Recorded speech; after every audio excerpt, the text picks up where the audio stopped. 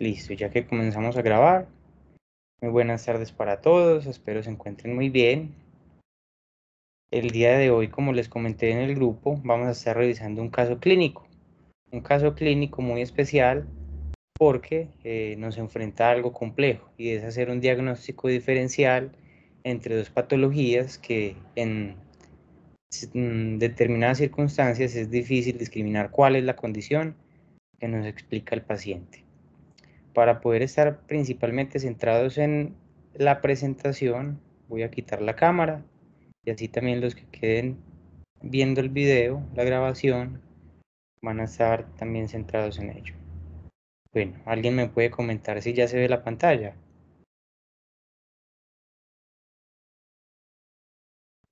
Sí, Sí se David. ve. Listo, perfecto, muchas gracias.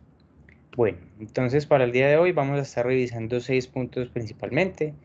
Vamos no solo a ver el caso clínico, sino también a ahondar más sobre qué es la evaluación neuropsicológica, empezando por los objetivos que se buscan cumplir con esta evaluación, las etapas que se tienen en cuenta al momento de evaluar a un paciente. Vamos a ver el caso clínico como tal, en su anamnesis, en las pruebas que se aplican y en la interpretación de las mismas, en el diagnóstico y las recomendaciones.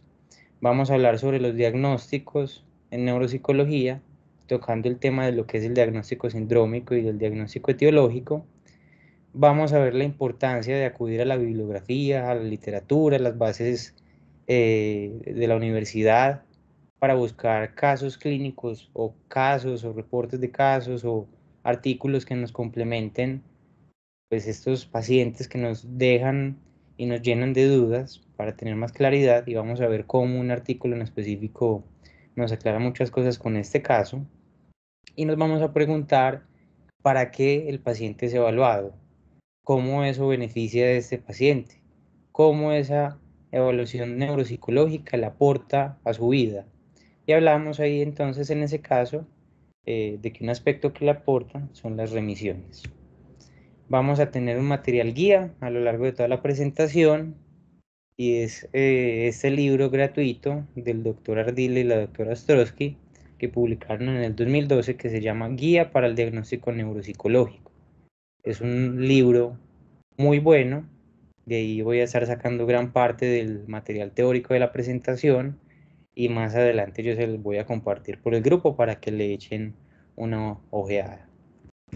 Bueno, entonces vamos a comenzar preguntándonos, ¿para qué se hace una evaluación? ¿Cuál es el objetivo de una evaluación neuropsicológica?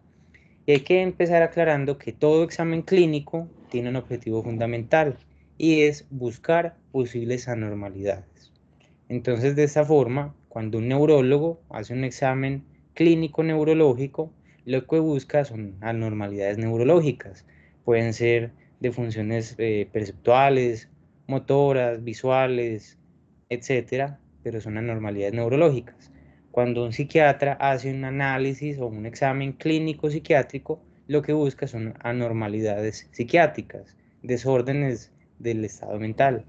Y el neuropsicólogo, bueno, nosotros, los neuropsicólogos en este caso, lo que queremos definir son qué anormalidades presenta este paciente en el campo neuropsicológico, es decir, qué anormalidades presenta en su cognición y en su comportamiento.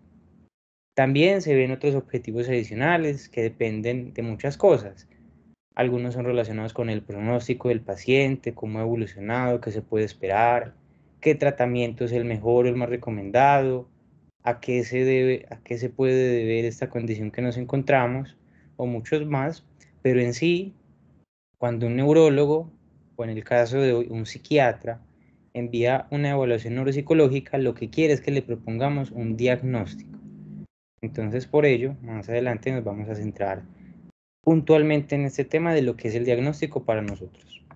Algunos objetivos comunes de la evaluación neuropsicológica: determinar el perfil cognitivo, es el más básico, es el mínimo que se debe de hacer, ¿sí?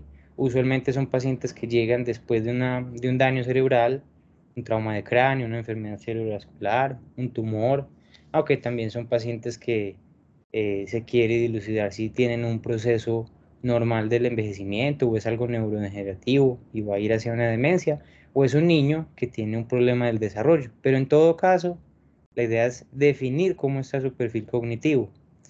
También se busca analizar los signos y síntomas y de esta forma identificar los síndromes que expliquen estos signos y síntomas. También proponer procedimientos terapéuticos y rehabilitación de especial importancia me parece a mí, ya que el buen neuropsicólogo tiene en cuenta que el paciente tiene una vida después de la evaluación y se enfrenta a lo terapéutico y a lo rehabilitativo. No importa únicamente lo que se le dan 13 hojas de informe. Proveer información para hacer el diagnóstico diferencial entre condiciones similares, que es el caso que vengo a exponer hoy. Proponer posibles patologías subyacentes que puedan explicar esa disfunción cognitiva, ese perfil cognitivo que encontramos, y muchas otras según el caso. A veces lo mandan porque se quiere saber si cumple las condiciones y requisitos para determinado cargo ocupacional, porque se le quiere hacer seguimiento por X o Y motivo, para ver cuál ha sido su evolución a lo largo del tiempo, o simplemente porque está en el ámbito de la investigación, o porque simplemente es de interés del clínico o del profesional, o bueno, lo que sea. Incluso recuerdo que en una clase una profesora nos comentaba que un paciente le llegó la evaluación porque venía del campo y necesitaban saber si él contaba con la capacidad intelectual y cognitiva como para cuidarse un procedimiento postquirúrgico, que sabemos que requiere limpiezas, consideraciones. Entonces vean que los objetivos que puede cumplir la evaluación son muchos, pero en sí lo que se busca es un diagnóstico basado en el perfil cognitivo.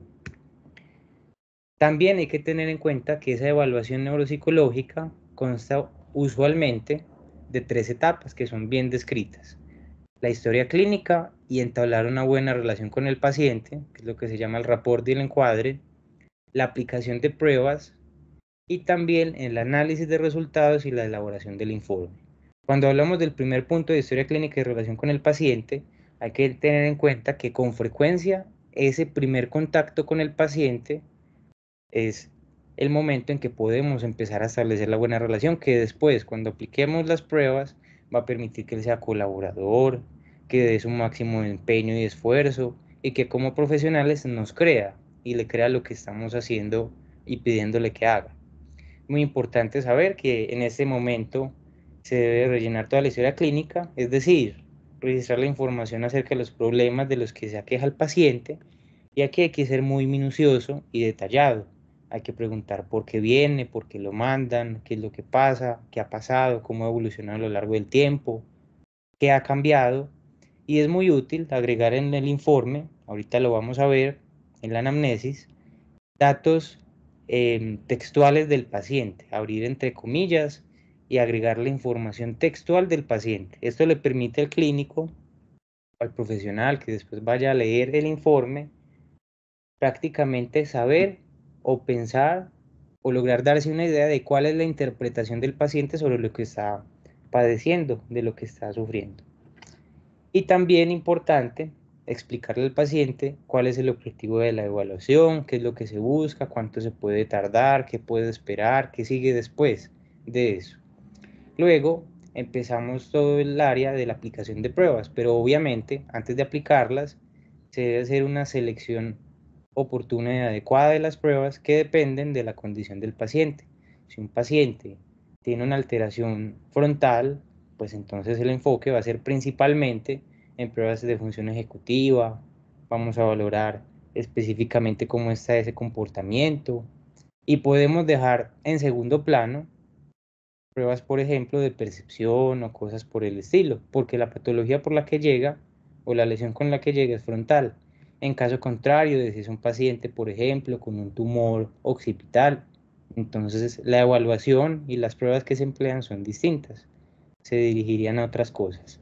No obstante, es importante reconocer que se especifican unas pruebas bien relacionadas con el motivo de consulta, pero también se necesitan pruebas para evaluar al paciente en general. No vaya a ser que presente otras cosas que no se tuvieron en cuenta. Hay un tema muy importante y es que hay que elegir las pruebas bien y hay que ser muy riguroso en la forma en la que se aplican las pruebas. Recuerdo que anteriormente yo pensaba que se podían ser muy flexibles las instrucciones, se podía facilitar el ejercicio, pero realmente son instrumentos psicométricos con instrucciones precisas que se deben de dar de una forma profesional y adecuada, porque si no se altera por completo la objetividad de las pruebas. Es como si un médico que quiere medir la estatura, que le dice que se mida empinado, eso altera por completo la medida.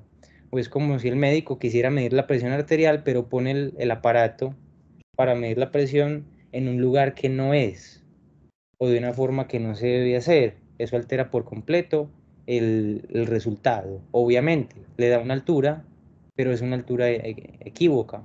Y obviamente puede valorar un poco la presión arterial, pero no va a ser algo certero y objetivo. Entonces es importante ser riguroso al momento de aplicar las pruebas y también ser muy cuidadoso y cauteloso al momento de la calificación, ya que una mala calificación incluye mal ejercicio de pasar las puntuaciones brutas a puntuaciones estándar y utilizar una buena baremación puede alterarnos por completo la interpretación del sujeto. Luego, pasando al tercer paso, que es el análisis de resultados y elaboración del informe, una vez se vaya a redactar toda la conclusión, hay que tener mucha claridad sobre el diagnóstico que tiene el paciente y que tener mucha claridad sobre las recomendaciones que se van a dar a este paciente en concreto. Es importante que se redacte con un lenguaje formal, con un lenguaje profesional, no un lenguaje coloquial, porque realmente esto es un paraclínico. Esto va a llegar a un neurólogo, a un psiquiatra, a un neurocirujano, otros profesionales de la salud, y el paciente no es quien realmente lo necesita ver, entender o revisar, pero sí se le puede explicar en su oportuno momento. Entonces es importante redactar todo con excelencia, pero teniendo en cuenta que el lenguaje es profesional, no un lenguaje coloquial. Hay que agregar unas buenas conclusiones que justifiquen ese diagnóstico y esas consideraciones y tener en cuenta que las recomendaciones es lo que le sigue al paciente a partir de la evaluación. Y devolver el informe al paciente, a los familiares, al docente escolar si fue quien lo pidió o incluso al mismo profesional que lo remitió a la evaluación neuropsicológica para que así tenga más entendimiento de qué fue lo que se hizo. Entonces, ya teniendo esas claridades de los objetivos de la evaluación y las etapas de la evaluación, vamos a empezar a ver el caso clínico. A modo de introducción, comentar que en este momento yo me encuentro en las prácticas profesionales en el Hospital Mental de Antioquia. Entonces, hay que tener en cuenta que es un entorno psiquiátrico, no un entorno neurológico. Entonces, los pacientes son psiquiátricos y por lo tanto hay que hacer un cambio en el enfoque o en el pensamiento con estos pacientes, cosa que ha costado un poco, pero bueno, con el tiempo uno se va adaptando. Vamos a estar viendo entonces aquí a la derecha que marco cuál paso de esas etapas que comenté es en el que nos encontramos. En este primer momento, historia clínica y relación con el paciente. Empezamos viendo datos sociodemográficos, es un hombre de 71 años de edad, natural de Santuario, que vive en Santuario, que no estudió sino hasta primero de primaria, pero en realidad no la llegó ni siquiera a terminar. Es un hombre analfabeta, no sabe leer, no sabe escribir, no sabe ni firmar. Él se dedicó a lo largo de su vida a ser ayudante de agricultura, pero no trabaja desde hace más de 20 años. Está casado y acude con su esposa a consulta y nos cuenta que tiene 6 hijos. Y a él lo remite específicamente el área de psiquiatría del hospital mental. Uno de los primeros apartados más importantes de esa historia clínica es el motivo de consulta. En este caso, como les comento, es remitido por el psiquiatra, pero conocido en el hospital mental desde el año 2023, porque ingresó a urgencias con un cambio comportamental y conducta agresiva. Y el psiquiatra que lo remite define un diagnóstico de trastorno cognitivo leve y trastorno afectivo bipolar no especificado. No obstante, si uno revisa minuciosamente la historia clínica de este profesional, nos damos cuenta de que él no tiene claridad cuál de los dos cuadros es. Reporta los dos porque le parece importante considerar los dos, dejar claro que está entre esas dos opciones. Pero él lo que necesita es que el neuropsicólogo establezca el diagnóstico diferencial entre si este cuadro corresponde a una demencia frontotemporal o es un trastorno afectivo bipolar. Y asimismo, pues nosotros tenemos que dar consideraciones del manejo a seguir, quién lo debe de atender a continuación y qué es lo que más le beneficia al paciente. Dentro de la enfermedad actual, se empieza primero preguntando al paciente y luego se puede complementar con el acompañante. Yo le pregunto al señor, ¿por qué está en consulta? Y él me dice, porque lo exigen los hospitales, pero no me da más información. Más adelante vamos a ver el examen mental y van a entender por qué no da tanta información o por qué la información que da es tan vaga, tan imprecisa. Él aquí agrega, es que esos no sirven para nada. Llevo 2 años en esto y solo voy para atrás. La esposa me agrega, él no se ve con ánimos para nada. Lo invita uno al sol y sale y se marea a los 5 minutos. No quiere ni estar caminando ni nada, no quiere estar haciendo nada. Dice que ya no se siente con ánimos de nada. En general, entonces, lo que me empiezan a describir el paciente, pero principalmente su mujer, su acompañante, es que el paciente presenta una apatía importante. Importante diferenciar desde el inicio lo que es la apatía, un cuadro de no tener interés por hacer nada, de no tener energía para hacer las cosas, de desinterés, diferente a un cuadro depresivo, en el que hay tristeza y por la tristeza no se desea hacer nada, pero la esposa era bien hábil en decirme, no, él no está triste, él lo que está es desanimado, es decir, apático, para nuestras palabras. Entonces la esposa, en vista de que el señor no me va a dar tanta información, me comenta la situación. Ella me narra que el cuadro actual empezó 2 años atrás, cuando tuvo un momento en que se puso muy agresivo. También estuvo haciendo malos negocios y uno sin tener un peso, dice ella. Hacía negocios de animales y decía que los hijos le iban a pagar al dueño del animal sin que los hijos siquiera supieran que estaba haciendo negocios y que a él eso no le daba gracia. Él le insistía en que tenían que hacer los negocios, entonces él se iba a hacer negocios con personas que ni siquiera estaban interesadas en negociar. Me comentaba que él le quería comprar una cafetería a un señor, entonces me decía que como a 2 cuadras vivía un señor que tenía una cafetería, iba todos los días, le insistía, véndamela, véndamela, el señor no tenía interés de vendérsela, llegó un momento en que se cansó y le siguió la broma y el señor se la tomó en serio.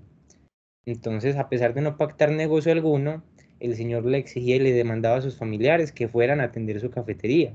Entonces la señora me agrega, nosotros le decíamos que no íbamos a ir y él se enojaba y empezaba a agredir a los hijos con malas palabras, los empezaba a insultar. Además me empieza a comentar otros episodios de compras compulsivas, un carro, cuando el señor ni sabe manejar, ni había con qué comprarlo ni mantenerlo, ni nunca se había interesado por carros. Entonces, como vieron que la situación no mejoraba con el tiempo, decidieron venir a Bello, que allí queda el hospital mental, e internarlo. Entonces me comentan, hospitalización, le dieron droga, pero él estaba peleando de que tenía que volver a acabar, a hacer los negocios, entonces lo tuvieron que amarrar. Le pregunto al señor sobre todo eso que me cuenta la historia, pero él no me responde nada, como si no fuera con él. Y en esa hospitalización definieron la impresión diagnóstica de trastorno afectivo bipolar, describiendo el episodio como de carácter maniforme. Le recetaron ácido valproico, que para quien sepa es un estabilizador del ánimo, medicamento que se utiliza para los pacientes con trastorno afectivo bipolar, y después de esto no volvieron a mencionar nada. Después de eso empezó a estar decaído. Durante esa misma época, antes de la hospitalización, se ponía a bobear y a charlar, invitaba a las vecinas a fresco o a estar charlando con ellas, a gastarle lo poco que teníamos, me dice la señora. Me aclara que no sabía muy bien cómo lo reciben las vecinas, pero sí tenía evidencias de que tenían relaciones sexuales. Incluso una vez hasta llevó a una a la finca donde ellos viven. Y la señora sí me comentó que el señor a lo largo de su vida ha sido mujeriego, pero un mujeriego que ha sido infiel con ella, pero ha sido infiel de forma discreta. En cambio, en esta situación, la esposa llegó y no le importó si se los encontraba ya. No le importó en esta situación si hería sus sentimientos, a diferencia de momentos anteriores. Después del episodio de hospitalización, no mencionan que se volvieran a presentar conductas agresivas. El paciente permanece apático y sin ganas de hacer nada, como ya ha repetido y repetido la señora. Me comunico yo con la hija para corroborar la información, saber cuál era la consideración de ella. Y esta me dio un dato muy importante y es que niega haber evidenciado un cambio comportamental progresivo antes del episodio maniforme. Me decían que el episodio fue agudo, que en cuestión de 1 o 2 semanas fue que lo tuvieron que hospitalizar. Él no venía unos meses diferente, un poquito más irritable, más enojado, más cambiado, no. Él de un momento a otro, de forma súbita, aguda, presentó esas alteraciones comportamentales. Entonces eso ya nos va dando más información para tener cuenta en la hipótesis diagnóstica. Dentro de las quejas cognitivas, realmente eh, no dicen mucho. La esposa me enfatiza en que al señor ya no le gusta hablar, que ya no charla con ella, cosa que antes sí hacía con más frecuencia. Y me resalta que no, que el problema es el desánimo y el cambio en el apetito, que él ya no come, él ya no quiere comer y que no hay realmente cambios cognitivos. Entonces, pues, el deber de nosotros es ahondar en este caso de forma específica, con preguntas puntuales, y me decían que no hay problemas de memoria, no tiene repetidera, no tiene preguntadera. Él sí recuerda conversaciones y responde con coherencia a la información previa y no tiene olvidos episódicos. Él dice cosas de hace un mes, de hace una semana, hace 2 semanas. Entonces, tanto el señor como la esposa consideran que en cuanto a lo que es la memoria, está bien. La esposa me decía que desde siempre le han tenido que recordar que se tome los medicamentos o que tiene citas médicas, entonces no es tan fácil valorar si se ha tenido alteraciones de memoria, pero ella sí me aclara, si yo le digo que ahorita tiene que tomarse el medicamento, él a la media hora va y me dice, bueno, deme pues mi pastilla, entonces eso sí nos informa de que el señor, pues bueno, no tiene tantos problemas de memoria a nivel subjetivo. Comentan que desde siempre ha sido desorganizado, que tienen que estar pendientes de que haga las cosas bien, que le tienen que recordar dónde están las cosas, y que desde que lo conocen es terco y rígido en la forma en la que piensa y niegan que eso haya empeorado a lo largo del tiempo. Que el señor de toda la vida, si dice que no va a ir a un lugar, no va y punto. O si dice que algo se va a hacer, él lo cumple y punto. Que se queda muy terco en esa perspectiva. Frente al estado de ánimo y el comportamiento, continuamos con la marcada apatía. La esposa me comenta, él es callado. Si uno le habla, él contesta sí o no, nada más. Si viene gente a la casa a hacerle visita, lo saluda. Y a los 5 minutos se devuelve para la cama aunque sigan haciendo visita. Entonces que ya después de eso él no vuelve a la sala, ya como que no le importa y deja que la esposa los despache. Así hayan ido a buscarlo a él, a saludarlo a él, a conversarle a él, no le importa. La esposa le tiene que insistir para que coma, porque por sí mismo no busca alimentarse. Lo tienen que animar para que se bañe y se organice, porque por él quisieras dormir todo el día. No le ven episodios de llanto y como les decía, la esposa discrimina que no lo ven triste, lo notan es apagado y callado. Ahora no presenta conductas agresivas ni impulsivas, no presenta un comportamiento irritable, no es conflictivo ni ha vuelto a hacer negocios inapropiados, ni tampoco ha vuelto a buscar otras mujeres. La esposa me dice, no, pues es que ya con qué ánimos va a hacer eso si ni se anima a comer. Y en estos casos es muy importante averiguar algo y es la personalidad premórbida. Cuando uno hace la historia clínica de un paciente pediátrico, pues hay unas partes fundamentales, como lo son el neurodesarrollo, la historia escolar, pero en casos de adultos mayores o sujetos que tienen cambios comportamentales, pues entonces hay que averiguarse en este caso, no de cuántos meses nació y cómo le fue en el neurodesarrollo, ni de hasta cuándo estudió, que es importante, sino en este caso la personalidad premórbida, cómo era el señor años atrás. Y me decían, antes fue un hombre trabajador, energético, le gustaba hacer los trabajos ligeros, se comprometía a hacer una cosa, traer materiales o hacer una obra y lo terminaba rápido. En general era un hombre calmado y tranquilo, no buscaba conflictos ni problemas con los demás. Únicamente cuando tomaba licor se descontrolaba era para charlar, pero luego se quedaba dormido, no peleaba. No era uno de esos borrachos conflictivos, no. Fue buen negociante, tuvo animales propios y los cuidaba de forma adecuada. Él ordeñaba su vaca, alimentaba las crías que le salían y todo lo demás. Entonces yo intento ser enfático en preguntar, bueno, él habrá tenido episodios maníacos o hipomaníacos que nos confirmen a lo largo de la vida esa condición de bipolaridad. Y tengo un punto fuerte para contrastar porque ellos tienen un hijo con trastorno afectivo bipolar que está siendo tratado en el hospital mental. Entonces le podía preguntar en relación al hijo. Él ha tenido cambios bruscos como el hijo, él ha tenido comportamientos como el hijo, fluctuaciones como el hijo.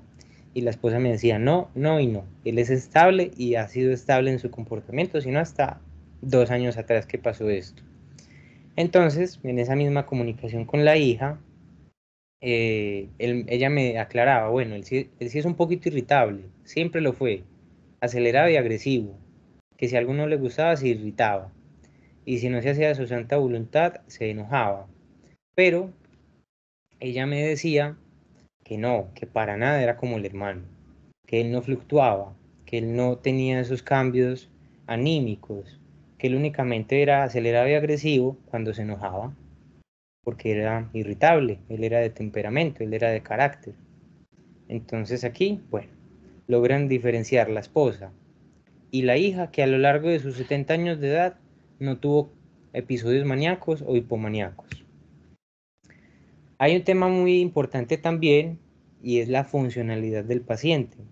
En esa historia clínica de la psiquiatra que remitió, ella fue muy juiciosa porque incluso marcó, paciente con tal condición, es difícil discriminar si ha tenido pérdida de la funcionalidad y la independencia, porque desde hace tiempo le vienen haciendo las cosas. Entonces, para que profundicen en la evaluación. Entonces van a ver que esta parte de funcionalidad es más amplio de lo que uno suele encontrar, porque fue importante profundizar en este apartado, en la historia clínica y en la anamnesis. Entonces, el señor, al ser analfabeta, no sabe leer ni escribir, nunca aprendió a firmar. La esposa le intentó enseñar, pero nunca le interesó. Pero que cuando sí le interesaba aprender alguna cosa, lo aprendía bien. Nunca aprendió a utilizar el teléfono celular, que porque no le interesó tampoco, él los cogía y lo que hacía era que los dañaba, los dejaba ahí como que recalentando en el sol, o los botaba, bueno, nunca lo aprendió a utilizar. A lo largo de la vida se dedicó a ayudar a los agricultores a sembrar, cultivar y cosechar los productos de la tierra. Él hacía bien su trabajo, tenía un muy buen desempeño y la esposa me comenta, él era buen trabajador, colaboraba bien, nunca le faltaba trabajito porque él no era perezoso. Dejó de trabajar hace unos 20 años porque uno de los hijos le propuso sustento, le dijo, mamá, papá, yo los mantengo y el señor le dijo, bueno, entonces él aceptó y desde entonces se dedicó a cultivar su tierra en su casa y con la esposa cosechaban productos. También en esa misma época empezó a comprar su propio ganado, él sabía cómo comprar y vender animales. Él mismo es capaz de decirme que es algo que ahora no sería capaz de hacer, salir a comprar y vender animales, cosa que antes se hacía. Desde que toma medicamentos, ha necesitado el apoyo de la esposa para que lo manejen bien. Hace 2 años es que los toma. Consideran que años atrás él sí hubiera sido capaz de manejar sus propios medicamentos. La esposa me decía, ahora si uno no está detrás de él para que se los tome, no se los toma y se vuelve y se enferma. Me decían que actualmente la familia maneja poco dinero y cuando él tuvo ese episodio maniforme, la plata que tenía la gastaba muy rápido, no le duraba ni el día. Y desconocen si actualmente manejaría bien la plata porque ya no se la dan, él ya no tiene esa autonomía. Antes sí manejaba sin problema la plata y como les dije, compraba sus animalitos, hacía bien las cuentas y nunca lo llegaron a estafar, o no al menos que reportaron. En la actualidad él se baña solo, necesita ayuda únicamente para ponerse los zapatos y él dice que es por la barriga y la esposa le justifica que es porque no le da para bajarse y amarrárselos. Y la hija me concluye que es que le da pereza, pero él sí es capaz de abotonarse los botones, él se afeita a sí mismo, come solo y no ha tenido problemas con las deposiciones. En general la esposa me decía que él es autónomo para lo básico, al igual que antes, pero ya lo hace más lento. Desde hace 2 años para acá lo hace más lento en general. Camina más lento. Incluso ahorita en el examen mental vemos que él tiene un caminar particular. Actúa más lento, responde más lento, piensa más lento. Hay cosas que antes no hacía, que antes hacía ya no es capaz de hacer, ya no hace negocios, ya no cultiva su tierra, pero en general piensan que es sobre todo por el desánimo y la desgana. Entonces no son capaces de saber si a día de hoy, por algo cognitivo, no sería capaz de realizarlo. A eso se refiere la psiquiatra con que es complejo definir si hay alteración de la funcionalidad, pero nosotros vemos que en lo instrumental sí hay una alteración. Él ya no maneja plata porque ya no es capaz, ya no se moviliza solo, ni ya tampoco es capaz de comprar y vender ganado, cosa que hacía antes. En cuanto a los antecedentes, el señor tiene sus cardiopatías, pero no definen muy bien qué, ni de qué tipo, y tiene hipotiroidismo. Tuvo la hospitalización en el lomo que les comenté y un TEC de pequeño, pero no dan muchos detalles sobre eso, y nunca consultaron, ni parece ser relevante al caso, porque eso pasó hace más de 60 y punta de años, cuando tenía 1, 2, 3, 4, 5, 6 años así. Él toma cianocobalamina, propanolol, ácido valproico de 500 miligramos cada 12 horas, levomepromacina y quetiapina de 25 miligramos en la noche, principalmente para dormir. Al inicio yo pensaba que estos medicamentos era lo que lo tenían tan llevado. No sé por qué llegué a formarme la idea de que él estaba sobremedicado, pero luego al preguntar a varios profesionales me decían que no. Nada, ninguno de esos medicamentos solos ni juntos explican la condición de él, motora o cognitiva. En cuanto a los tóxicos, él tomaba licor cada 8 días y se emborrachaba, pero no pasaba mucho como leímos, y fumó durante más de 50 años. No volvió a fumar desde la hospitalización de hace 2 años. En cuanto a los antecedentes familiares, indago por los papás y me dice que murieron ambos por causas naturales y murieron lúcidos, no tuvieron deterioro cognitivo. Tiene el hijo de 45 años con trastorno afectivo bipolar, una nieta con trastorno afectivo bipolar. La hermana y la mamá me dicen, sospechamos que otros parientes, sobrinos de él tengan trastorno afectivo bipolar, y él tiene 2 hermanos, pero me decía que ninguno de los hermanos tenía esa condición, sino que es como que la descendencia de la, de la línea familiar de él. Pero sí me decía que algunas hermanas tenían síntomas depresivos. En cuanto a los paraclínicos, él tiene una tomografía que no llevaron y una resonancia que tampoco llevaron, pero sobre la tomografía pudimos ver lo que estaba escrito en la historia clínica. Hablaban de que habían unos cambios por atrofia, que eran cambios por atrofia involutiva, pero no especificaban de qué área, no decían, frontal, no, era como algo muy general, no lo resaltaban, como si fuera algo natural. Y luego la resonancia del año pasado, tampoco la llevaron como les dije, pero la hija por teléfono sí me dijo. Yo me acuerdo que fue casi que igual que la tomografía, que atrofian una parte del cerebro, pero no decían bien en qué lado es y eso como que era general y como que no les llamó la atención. Es decir, tomografía y resonancia que no alertaron ni al psiquiatra ni al neurólogo anterior. Entonces, al estar en un contexto psiquiátrico es muy importante el examen mental y también siempre anotar la observación durante la evaluación. Al examen mental encontramos un paciente desorientado en tiempo y en espacio, con una presentación acorde a su edad cronológica y a la situación, con cierta actitud de perplejidad. Sí, él se veía como desconectado del entorno, uno le hablaba, y a veces le respondía, a veces sí, a veces no. No establece contacto visual, hipomímico y con marcado retardo de inhibición motora, incluso cierta marcha magnética. El señor caminaba bastante lento, hipoproséxico, apático y con afecto plano, bradisíquico, epilálico e incluso disártrico. Él le costaba, en cierto sentido, gesticular bien lo que decía. Sin aparentes alteraciones en el contenido del pensamiento o en los procesos perceptivos, no comentaba, como vimos ahorita, alteraciones de la memoria, pero sí tenía un pobre juicio y raciocinio y una pobre introspección y poca conciencia sobre su enfermedad actual. Y en la evaluación anoto que en el interrogatorio el paciente es poco colaborador al responder las preguntas, como vimos, la información que da es vaga y corta en contenido, y en la evaluación comprende únicamente las instrucciones básicas y no llega a desarrollar ejercicios explico en parte a la limitada capacidad atencional, en parte también sospecho que era por las dificultades, eh, por el nivel intelectual, las dificultades de aprendizaje, su analfabetismo, etc. E incluso en una parte él se vio irritable, incluso durante la ejecución de algunas pruebas insultaba al aire. Voy a revisar un momento a ver si de pronto se No, bueno, pensé que de pronto se había ido la presentación, pero vamos bien. Bueno, continuamos entonces con la aplicación de las pruebas. Como vemos aquí ya cambiamos de punto, ya se acabó lo que es examen mental, perdón, se acabó lo que es historia clínica y relación con el paciente, empezamos la aplicación de pruebas. A este señor yo tenía pensado aplicarle varias pruebas, pero por tema de tiempo y de que realmente el señor había ido sin desayunar, estaba un poquito mal geniado, bueno, al final decidí recortar hasta el punto pertinente.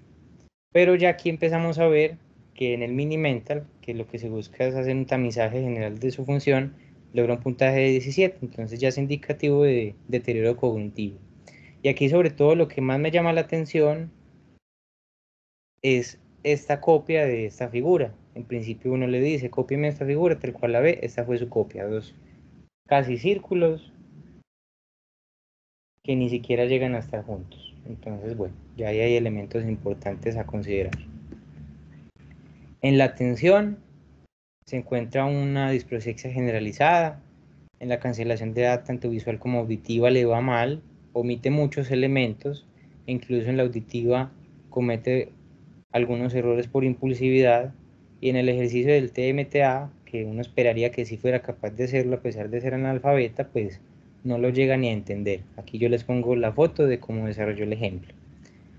También vemos una alteración de la memoria, amnesia anterograda inespecífica, y aquí les pongo la evocación inmediata de las figuras del CERAD. Él lo que dibuja son 7 figuras, todas como que muy parecidas, casi círculos que se van deformando. Entonces, pues bueno, ahí le puntúo un 2 porque parece que esta es una de las figuritas, pero realmente la evocación es completamente pobre. También vemos una alteración en los procesos perceptuales, no agnosias. Hay que diferenciar esas dos cosas, pero en esta prueba uno sí ve que tiene un desempeño muy bajo en general, aunque los resultados o el desempeño era fluctuante. A veces un ejercicio lo hacía bien, el otro mal, luego el otro bien, aunque fueran de una misma de un mismo tipo como de valoración. Aquí les pongo la copia de estos ejercicios. No le dice, dibújeme esta figura, este círculo, dibuja esto, este mamarracho, dibújeme el rombo, dibuja este rombo, que no se parecen en nada. Tercera figura, cuarta figura. Ve uno un medio intento, pero realmente nada. Entonces uno define una praxia visoconstruccional que se ve empeorada por esa alteración motora que, como les digo, él tenía. En el lenguaje, en el test de denominación de Boston, marca un puntaje total de 18, que aunque los baremos que utilicé son de baja escolaridad, incluso de población analfabeta, esa puntuación es muy baja, muy pobre. Entonces hablamos de que él tiene una marcada anomia, y hay fenómenos patológicos tipo parafasias semánticas. Él en vez de flor me dice arbolito, avión en vez de helicóptero, papaya en vez de zanahoria, culebra en vez de caracol, pajarito en vez de pingüino, oso en vez de rinoceronte y dado en vez de dominó. Y no veía unos circunloquios, él no empezaba a decirle a uno, ah, eso es el que se arrastra, el que bota baba. No, él simplemente decía lo que creía, y si se equivocaba, pues uno le da las pistas, pero realmente las pistas le servían poco, bastante poco. En función ejecutiva empecé a aplicar el Wisconsin corto y me tocó cancelarlo porque el señor de 10 ensayos, 8 los jugó por otra categoría que no tenía relación, y yo al decirle, mal, no se parecen en nada, el señor insultaba al aire, o no sé si me insultaba a mí, pero decía, ah, fue puta, o mal parido. Bueno, entonces yo vi que se iba como irritando, como enojando, y me faltaba todavía el INECO, entonces mejor lo cancelé, porque eso no iba a ningún lado, porque aún explicándole de nuevo las instrucciones, no parecía que entendiera el ejercicio. Y en el INECO, que puede llegar a puntuar un total de 30, el señor puntuó un 0,5. Y ese 0,5 lo ganó en el ejercicio de proverbios, no por hacerlo bien, sino por dar un ejemplo, cosa que se califica con medio punto. Entonces vemos una marcada disfunción ejecutiva, muy marcada.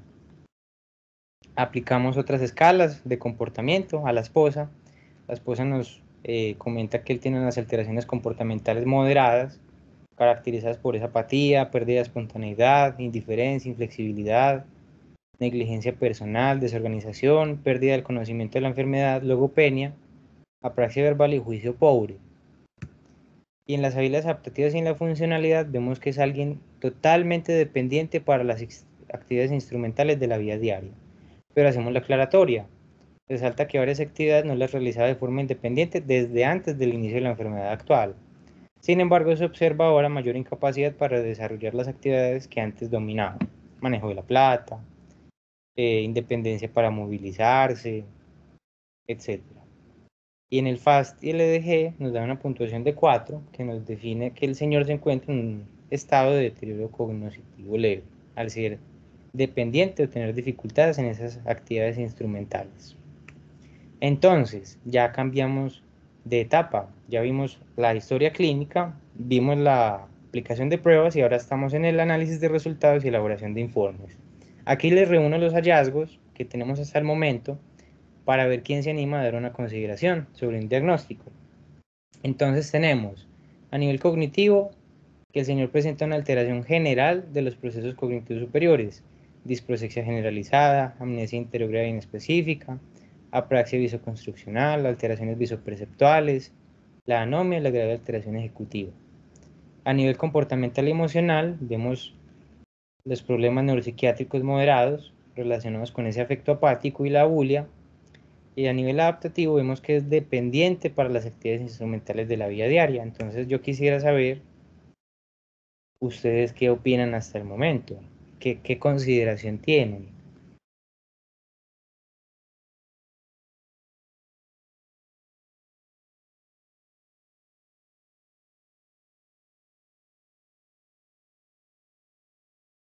Si opinan que si va siendo más una demencia frontotemporal, más una bipolaridad, o más bien que ese es el envejecimiento normal de las personas, ya vamos a llegar todos a los 71 años. Igualmente, no se necesita una respuesta que sea certera, pero sí sería valioso. Bueno, Camilo, dale que no vi que tenía la mano levantada. No te preocupes, Juan. ¿Me escuchan bien? Sí, Listo, Juan. Pues por el perfil que se está planteando, obviamente pues tuviste la oportunidad de verlo, trabajar con él, aunque haces una descripción muy detallada, eso es muy importante. Juan, para mí se inclina más a una FT, ¿cierto? Porque hablar pues de un TAP, de hecho tengo un familiar con TAP, pues es muy fluctuante en el tiempo, ¿cierto? Pero es un asunto de consistencia. Veo pues que en la historia clínica lo que pude captar es un asunto que él tenía como ciertas particularidades en su conducta, pero que no eran fluctuantes, eran muy bien sostenidas en el tiempo y eran situaciones puntuales las que le generaban cierta reacción conductual o emocional, por ejemplo, ¿cierto? Teniendo en cuenta lo que nos expresas. Pero lo que exhibe, que es un cambio que viene siendo progresivo, es una variante más frontal, ¿cierto? Desinhibición, a través también de la conducta que lo exacerba y hay gran alteración, una disprosexia generalizada, ¿cierto? Como en todos los componentes de la atención, por decirlo de alguna manera. Entonces, desde ahí, Juan, pues yo me inclino más a pensar, ¿cierto? Tengo como la duda de la DFT, como en pocas palabras, Juan. listo. O sea que tú consideras que el señor va tirando más para una demencia frontotemporal de variante conductual. Sí, yo me inclino un poco más hacia ese, digamos, a ese diagnóstico, ¿cierto? Sin tener más elementos, aunque vuelvo y reitero, se describe muy bien. Me llama la atención, pues también, digamos, los antecedentes familiares de TAP en la familia y demás. Pero también entonces se gesta la duda con respecto a lo que había mencionado, que digamos que esto es más fluctuante en el tiempo y siento yo que el señor era mucho más estable, se empieza a deteriorar hace más o menos 2 años, 3 años y demás. Entonces, desde ahí, pues Juan, como que percibo eso. Listo. Muchas gracias por el comentario, Camilo. ¿Alguien apoya esa consideración, esa impresión o piensa que es algo diferente?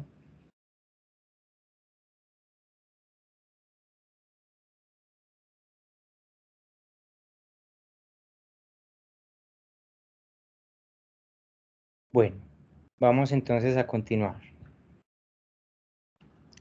Entonces, aquí es muy ideal abordar el tema de lo que son los diagnósticos. A ver que esto se me enloqueció.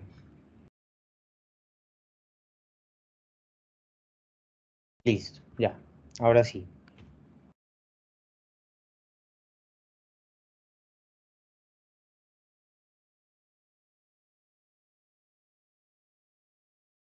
Entonces, hablar ahora sí de los diagnósticos. Cuando uno va a revisar qué es un diagnóstico, la Real Academia Española nos dice que es el acto de reconocer la naturaleza de una enfermedad mediante la observación de sus síntomas o signos, entendiendo en este contexto de enfermedad como la entidad que altera el estado de salud. Teniendo esa claridad, el doctor Ardila, en este mismo libro que les comento, nos adecua lo que es el diagnóstico para nosotros, los neuropsicólogos, y nos dice, el diagnóstico es el acto de encontrar los síndromes responsables de los signos y síntomas de un paciente, entendiendo síndromes como ese grupo de síntomas, es decir, los problemas que reporta el paciente, que son subjetivos, y los signos, que son las manifestaciones halladas en el examen mental, en el examen neurológico, en nuestro caso, las pruebas, ¿sí? Más lo objetivo que aparecen de forma concurrente, lo usual en encontrar los signos y síntomas que se encuentran juntos con frecuencia que corresponden a un síndrome. Y en este caso también es importante hablar de que usualmente se pueden dar distintos tipos de diagnósticos. Un diagnóstico sintomático, que son las anormalidades que reporta el paciente, por ejemplo, que se le olvidan las palabras, que no reconoce rostros, o en este caso, que ha cambiado el comportamiento, que ya está apático y que hace 2 años presentó un episodio maniforme. Ese es el diagnóstico sintomático. No se realiza un diagnóstico sintomático, sino que se describe. Es un diagnóstico descriptivo a lo largo de la, la historia clínica. Un diagnóstico etiológico, que es la causa de esa normalidad. ¿Qué es lo que explica ese deterioro o ese defecto o ese hallazgo cognitivo? Y aquí hay un tema muy importante y es indagar por el curso, cómo inició, hacia dónde fue, cómo evolucionó, qué tan rápido o lento evolucionó, es progresivo o es fluctuante, a veces pasa, a veces no pasa, lo que nos decía Camilo. Y en neuropsicología, pues usualmente tenemos unas etiologías muy específicas. El paciente llega por trauma de cráneo, por enfermedad cerebrovascular o porque tiene un tumor o están en un proceso neurodegenerativo, etc. El diagnóstico topográfico habla de la localización de ese proceso patológico. Si en el etiológico podemos hablar de una fascia traumática, traumática hablaría de la etiología, en topográfico podríamos hablar de una fascia temporal, es decir, una fascia con la semiología de una alteración del lóbulo temporal. No obstante, este diagnóstico topográfico corresponde con los paraclínicos. Como es una alteración morfológica, es decir, estructural del cerebro, se necesitan resonancias, tomografías, alguna neuroimagen que nos defina que estructuralmente, morfológicamente hay una alteración.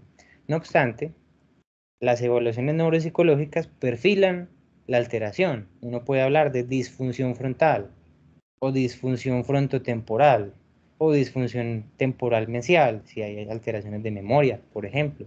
Disfunción temporal izquierda, si son problemas de memoria verbal, o disfunción temporal derecha, si son problemas de memoria visual, etc. Pero no nos corresponde un diagnóstico topográfico. Jamás podemos decir que el paciente tiene una alteración frontal, no, porque uno no lo sabe. Puede tener un déficit o una disfunción frontal, pero no un daño, porque eso se define es con la resonancia o con el paraclínico, es decir, tomografía de resonancia. Lo que sí nos corresponde a nosotros obligatoriamente es el diagnóstico sindromático. Y como vimos ahorita, son los signos y síntomas que de forma concurrente explican ese cuadro. Entonces, vamos a empezar a hablar sobre eso. Primero, en orden de nuestro deber como neuropsicólogos. El diagnóstico sindromático de este paciente es un trastorno neurocognitivo, lo que antes se llamaba demencia. Y en este caso es un trastorno neurocognitivo mayor, porque él, como nos marca el punto B, tiene alteraciones en la autonomía, en las actividades cotidianas, principalmente en todo lo instrumental. Vimos que él ya es totalmente dependiente para todo esto. Él ya no paga facturas, él ya no maneja plata, él ya no se moviliza, él ya no compra sus animalitos, ya no cultiva su tierra, etcétera. Y nos cumple evidentemente el criterio A, que ha tenido un declive cognitivo significativo comparado con como él era antes. No nos lo reportan a nivel subjetivo porque están muy marcados y centrados en el comportamiento, pero es evidente, porque ese perfil cognitivo no es esperable de alguien con 40, 50, 60 años que funciona, que trabaja, que le iba bien, etcétera. Entonces, cuando hablamos del diagnóstico sindromático, lo tenemos claro, es un trastorno neurocognitivo mayor. Y luego el DSM nos dice, bueno, especifíqueme a qué se debe. Un Alzheimer, un cuerpo de Lewy. No, en este caso pensamos que puede ser una demencia frontotemporal. Pero también especifíqueme, ¿tiene alteración del comportamiento o no tiene? En este caso sí que tiene una apatía y una bulia. Y especifíqueme la gravedad actual, que en el caso de él es un trastorno neurocognitivo mayor con alteración del comportamiento leve, porque él tiene dificultad con las actividades instrumentales de la vida cotidiana, tareas del hogar, gestión del dinero, etcétera, lo que ya pudimos ver. ¿Por qué no es moderado? Porque el moderado ya tiene dificultades en las actividades básicas, comer, vestirse, bañarse, etcétera. Entonces él está a nivel sindrómico en un trastorno neurocognitivo mayor de gravedad leve. Entonces, en este caso cumplimos nuestro objetivo, es el mínimo que nos piden, pero realmente la idea es que también vayamos más allá y sugiramos la posible etiología de ese síndrome. En este caso, entonces nos vamos al mismo DSM y vemos trastorno neurocognitivo frontotemporal. Bueno, vamos a ver. ¿Cumple los criterios de un trastorno neurocognitivo mayor o leve? Los cumple. Presenta un inicio insidioso y progresión gradual. Ya eso es de dudar, porque recordemos que nos dijeron que fue un evento abrupto, que en 2 semanas presentó un comportamiento maniforme, acelerado y marcadamente diferente a lo que él era. No fue algo tan gradual. Y si seguimos sospechando que es algo frontotemporal, sería de la variante conductual, como nos dice Camilo, que actualmente estaría en una apatía bien marcada, ¿sí? Y entre los diagnósticos diferenciales del trastorno neurocognitivo mayor por demencia frontotemporal, nos dicen, ojo, puede confundirse con un trastorno mental primario, una depresión, un trastorno bipolar o la esquizofrenia. Cuando nos vamos entonces a ver información sobre el trastorno bipolar, nos definen bien qué es un episodio maníaco, que es lo mínimo que tiene que cumplir un paciente para recibir este diagnóstico, un episodio maníaco para trastorno bipolar 1 o un episodio hipomaníaco para un trastorno bipolar tipo 2. En este caso, él tuvo que ser hospitalizado, fue complejo el episodio y los psiquiatras con experiencia nos lo describen como un episodio maniforme, entonces bueno, pues allá ellos tendrán más experticia, pero lo importante es cómo nosotros seguimos hablando sobre esto. Nos cuenta el DSM que listo, lo usual es que se presente a los 18 años, entrando en la adultez joven. No obstante, el inicio del trastorno puede darse a lo largo de todo el ciclo vital, incluso cuadros iniciales a los 60 o 70 años de edad, como nuestro paciente. Y nos dice si el comienzo de los síntomas maníacos se producen en la edad adulta tardía o en la tercera edad, se debería considerar la posibilidad de una enfermedad orgánica, por ejemplo, trastorno neurocognitivo frontotemporal. Entonces ahí es que uno llega y entiende por qué la psiquiatra lo mandó a neuropsicología, con esa duda, es que realmente son muy similares, pero tienen sus características bien distintivas. Entonces, en esa duda, lo que uno tiene que hacer como buen profesional, como alguien entregado a la clínica y al paciente, se tiene que ir a la literatura, a la bibliografía, a las bases de datos.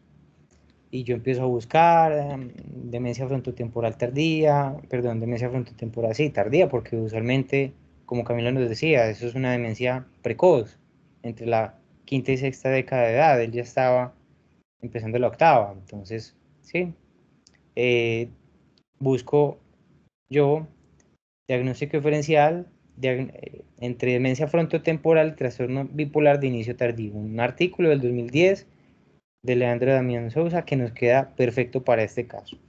Y leyéndolo, vuelven y nos dicen, un 5% de pacientes con bipolaridad pueden comenzar los síntomas después de los 60 años. Atípico, muy atípico, pero se ve. Y es muy chévere el artículo porque nos empiezan a decir características neuropsicológicas de la DFT, pero también nos dicen características neuropsicológicas de los pacientes con trastorno bipolar de inicio tardío. Y nos dice, en general, estos pacientes tienen menor rendimiento en comparación con pacientes sanos. Presentan alteraciones de atención, memoria de trabajo, función ejecutiva, velocidad de procesamiento, memoria visual y verbal, inteligencia verbal cristalizada, es decir, casi que todo. Pero luego nos puntualizan en algo. Hay fuerte evidencia que sugiere que la alteración en velocidad de procesamiento y fallas en memoria episódica son dos características sobresalientes de estos pacientes de trastorno afectivo bipolar de inicio tardío. Y si recordamos, nuestro paciente tiene problemas de memoria importantes y también alteraciones en la velocidad de procesamiento. También nos dan una tabla diferencial, una tabla comparativa para diferenciar entre la demencia frontotemporal y el trastorno afectivo bipolar de inicio tardío. Nos dicen a qué edad pueden empezar, los antecedentes familiares, los síntomas clínicos, síntomas motores. Aquí aparece un tema muy llamativo. Y es que yo me preguntaba, ese señor, ¿por qué tiembla? No tiembla, pero ¿por qué es tan lento? ¿Por qué camina tan despacio y no mueve bien los pies? ¿Por qué casi que no gesticula ni abre bien la boca? ¿Por qué es tan lento en su expresión prácticamente? Y nos dicen que la mitad, un poco más de la mitad de los pacientes con TAP de la adultez tienen fenómenos extrapiramidales. Entonces, bueno, allá uno dice, listo, eso lo explica. Y a nivel neuropsicológico, pues nos marcan esto, déficit en velocidad de procesamiento y memoria episódica, porque esas otras características, pues digamos que son frecuentes de ver o compartir con la DFT. Pero nos dicen que una demencia frontotemporal suele conservar bien la memoria episódica y las funciones visoespaciales. Este señor no, las tiene alteradas. Nos dicen también, los pacientes con demencia frontotemporal tienen unas neuroimágenes bien características, hay atrofia frontotemporal. Y recordemos que nuestro paciente tiene un TAC y una tomografía que hablan de atrofia, pero no una atrofia específica, no una atrofia bien puntual. E incluso, aunque dan esta tabla diferencial, los autores nos dicen, ojo, porque esta diferencia en muchas situaciones es virtualmente imposible. Entonces, simplemente tenemos que esperar a ver cómo evoluciona el señor. Entonces, esa es una de las sugerencias más importantes. Entonces, aquí de nuevo les pongo los hallazgos y les voy a comentar cuál fue mi conclusión. Ya vimos entonces historia clínica, aplicación de pruebas, análisis de resultados viendo los hallazgos. Importante crear un párrafo donde se concluya todo, donde se argumente por qué se va a considerar una hipótesis diagnóstica y no otra, y por qué se va a sugerir algo y no otra cosa. Entonces marco así. Paciente masculino de 71 años de edad, quien es remitido por psiquiatría del lomo para establecer un diagnóstico diferencial entre demencia frontotemporal y trastorno afectivo bipolar, con antecedentes personales de analfabetismo, presuntas cardiopatías, marco presuntas porque ellos decían que no, pero luego en varias historias clínicas decía que sí, hipotiroidismo y extabaquismo por más de 50 años, y antecedentes familiares de hijo, nieta y sobrinos con trastorno afectivo bipolar, fue hospitalizado en el año 2022 por episodio agudo maniforme, en el cual presentó conducta expansiva, alteración del juicio, compras compulsivas y agresividad verbal. Al alta de hospitalización, tiene receta de psiquiatría y desde entonces está medicado con propanolol, ácido valproico, leumipromacina y quetiapina. Y ha tenido un marcado cambio comportamental y conductual que ahora describen desde total apatía y abulia. Cuenta con TAC de cráneo del 2022, donde reportan cambios involutivos sin especificar área, y la familia y el señor niegan presencia de alteraciones cognitivas, destacando el cambio en la personalidad como el aspecto principal del cuadro actual, además de alteraciones motoras, la marcha magnética y la lentitud psicomotora. Luego uno continúa. Primer párrafo de remisión, segundo párrafo de casi que resumiendo lo que le dijeron a uno en la historia clínica, tercer párrafo de lo que uno encuentra en la evaluación.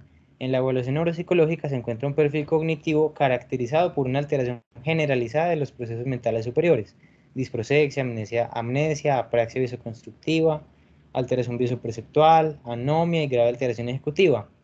marcados síntomas neuropsiquiátricos de gravedad moderada, asociados a ánimo apático y total dependencia para las actividades instrumentales de la vida diaria. Y se hace la aclaración.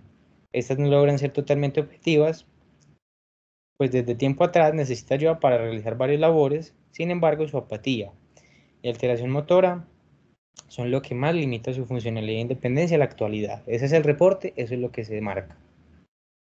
Entonces luego ponemos un párrafo donde todo eso anterior se mezcle, se tenga la capacidad y criterio como para unirlo y dar una definición, dar una conclusión.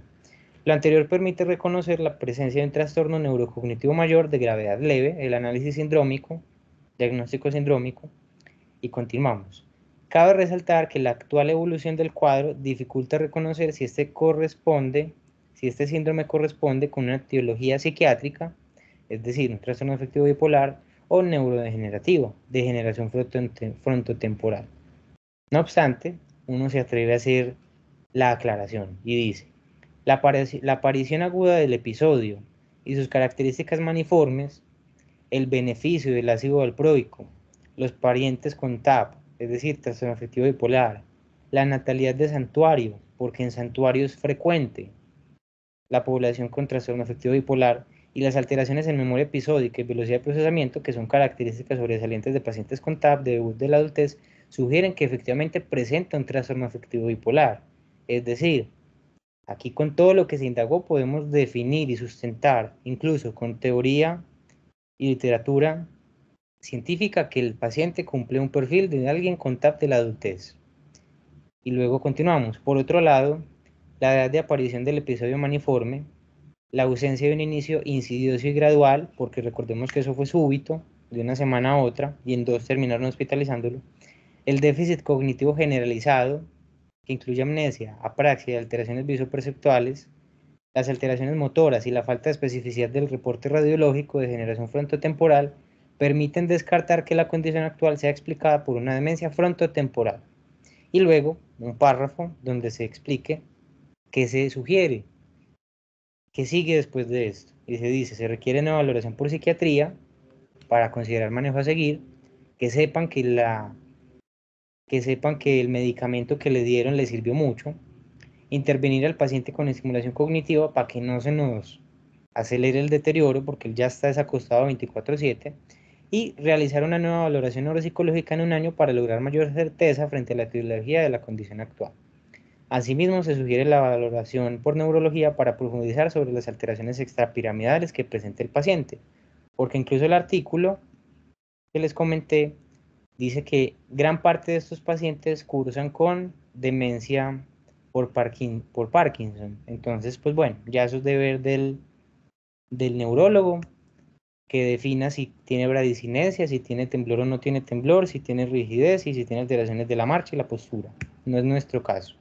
Impresión diagnóstica, el sindrómico, trastorno neurocognitivo mayor de gravedad leve, y definimos que incluye alteración generalizada de los procesos cognitivos y alteración del comportamiento por apatía y abulia, y el trastorno afectivo bipolar no especificado.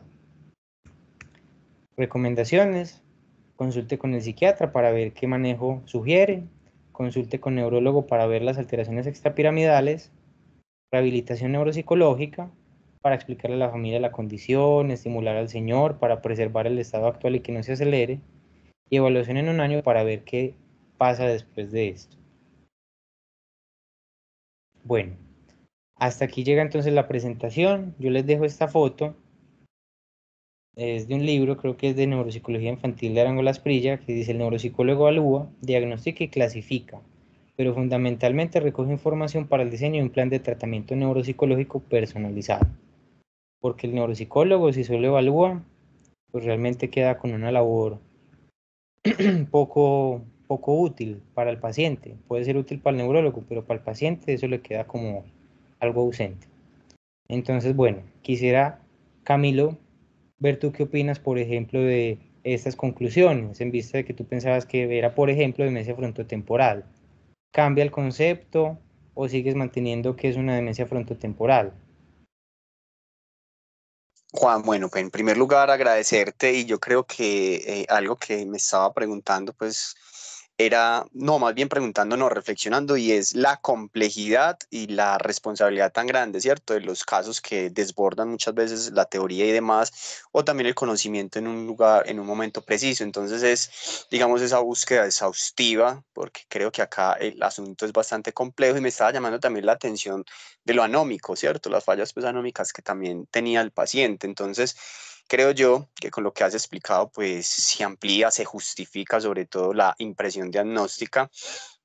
Importante allí también, Juan, lo que resalta, si es que nos compete a nosotros los neuropsicólogos y hasta dónde podemos llegar, que también se tiene que hacer una descripción muy precisa, pero sin determinar algo sobre lo cual nosotros no tenemos elementos. Y es decir, podría, ¿cierto? Podría deberse, digamos, en este caso, a un TAP de inicio tardío.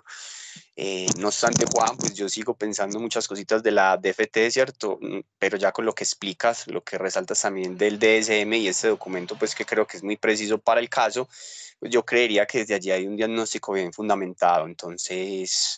Entonces nada, Juan, es como eso y la verdad pone de relieve es la gran responsabilidad y lo que nosotros tenemos que hacer luego de, es decir, cada paciente, cada situación es individual y evidentemente nos lleva a estudiar bastante, no solo se queda en la evaluación, sino también hay un trabajo detrás bastante exhaustivo para poder dar un buen diagnóstico, en este caso una impresión que evidentemente la va a servir a los otros profesionales, orientar y tener de relieve también que los que nos derivan a nosotros, los neurólogos, psiquiatras, también tienen preguntas muy puntuales y desde allí hay que intentar responderlas de la manera más clara y precisa posible. Entonces es como eso, Juan. Claro, y tú dices muy bien que tenemos que saber cuál es nuestro rol, como lo dice incluso la literatura que expuse al inicio, es realizar ese diagnóstico sindrómico. El etiológico realmente corresponde a un equipo multidisciplinario, pero uno da su consideración. En este caso fue, me parece que ese curso, esa aparición y esos síntomas, más que una DFT, puede ser por algo del trastorno afectivo bipolar. Pero luego llegas al neurólogo, en un año lo evaluamos, y si en un año, por ejemplo, aparece luego una resonancia que sí, hay atrofia frontal, de la anterior resonancia a la nueva, y mantiene así, y ya uno ve que el perfil se exacerba, pues listo, entonces yo no diría, bueno, sí tiene su TAP, sí tuvo su perfil cognitivo de TAP, pero no, eso no es excluyente de que empiece un proceso neurodegenerativo frontotemporal, que es el que usualmente se ha descrito que se ve con frecuencia en pacientes con trastornos psiquiátricos de este tipo, bipolaridad. Entonces, bueno, Cami, te agradezco mucho la participación. Diana, cuéntame.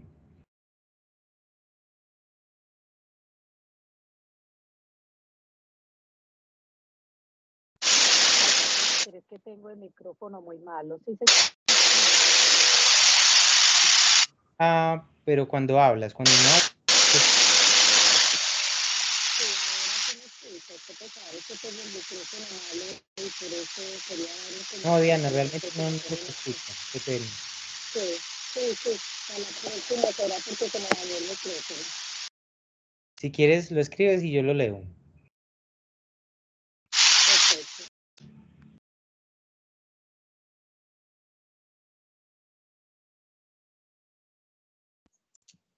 Juan, también me gustaría resaltar algo que dices al final y es el seguimiento y que los diagnósticos también pueden cambiar en el tiempo, ¿cierto? Que corroboran una hipótesis o por el contrario nos perfilan, digamos, otro cuadro clínico como tal, pero es importante pues también resaltar eso que estás diciendo, Juan.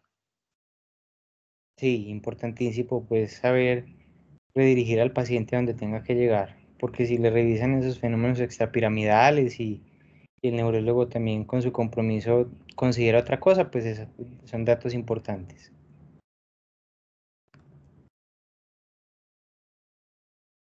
No, no me quiere funcionar el teléfono, qué pena. No, no me quiere funcionar. Lo siento. No sé qué le pasa a mi. Diana, sí, como te digo, realmente no se te escucha casi. Igualmente, si tú quieres, puedes hacernos el comentario por el grupo para ir finalizando el espacio, que ya nos pasamos unos cuantos minutos. Pero bueno, en general agradecerles a todos la asistencia. Sé que hay varios que se benefician de las grabaciones, ya que usualmente los están viendo entre 30 y 40 estudiantes, cosa que me alegra mucho. Y bueno, nos vemos entonces después de Semana Santa revisando un tema de autismo. Que estén muy bien. Muchas gracias, Juan.